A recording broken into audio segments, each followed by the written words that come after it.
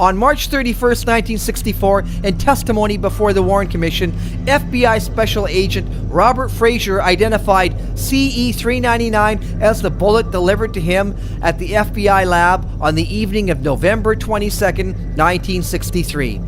Frazier's initials were on the bullet. The bullet was said to be found by Parkland Hospital orderly Daryl Tomlinson, who passed it to the Chief of Parkland Security, O.P. Wright, who passed it to the Secret Service agent Richard Johnson, who carried the bullet back to Washington and passed it to his superior, Secret Service Chief James Rowley. Rowley in turn passed the bullet to FBI Special Agent Elmer Todd, who delivered it to Robert Frazier of the FBI lab. Tomlinson had given testimony to the Warren Commission in Dallas 11 days before Frazier, and although he was questioned at length about where and how he found the bullet, Tomlinson was never actually shown the bullet because Commission Exhibit 399 was not turned over to the Warren Commission until the day after Tomlinson's testimony. It was only later that the Warren Commission became concerned that the bullet should have been identified by all who handled it. In June 1964, CE-399 was sent to Dallas and shown to Tomlinson and Wright at Parkland Hospital. Neither could identify it as the bullet they handled. Back in Washington, the bullet was shown to Johnson and Rowley of the Secret Service. Neither could identify it.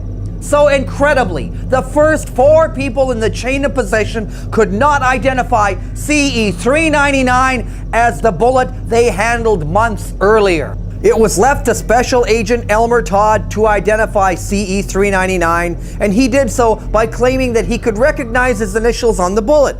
But researcher John Hunt went to the National Archives in 2004 and examined the identification photographs of CE-399 and discovered that Todd's initials are not on the bullet identified as CE-399. The 3 existing initials are from Frazier and the 2 other FBI agents who worked with him at the FBI lab. So CE-399 is a bullet which has no verifiable chain of possession from Dallas to the FBI lab in Washington the evening of November 22nd, 1963. And that's not all that researcher John Hunt discovered. The evidence envelope, which held the bullet discovered at Parkland, clearly shows that Elmer Todd of the FBI received the bullet from Chief Rowley of the Secret Service at 8:50 p.m. on the evening of November 22nd. But Robert Frazier at the FBI lab received the bullet which he identified as CE-399 at 7:30 p.m., almost 90 minutes earlier. How could this be? 2 memos written on November 22nd provide an important clue. The FBI's Gordon Shanklin, in a memo written on the day of the assassination, clearly describes 2 bullets, one which killed the president and one recovered from Governor Connolly. A second memo written by the FBI's Alan Belmont also clearly describes 2 bullets. Both of these are taken from the president. The memo was distributed and signed off by nearly every senior FBI official, including J. Edgar Hoover.